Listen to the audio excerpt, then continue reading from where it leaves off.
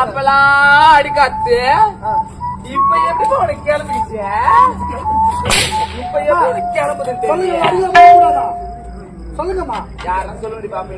சொல்லுங்க. யார் மேல கை வச்ச? பழக்கண்டா.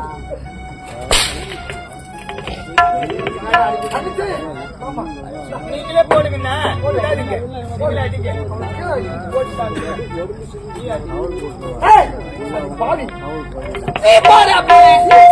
இல்ல இல்ல ஒரு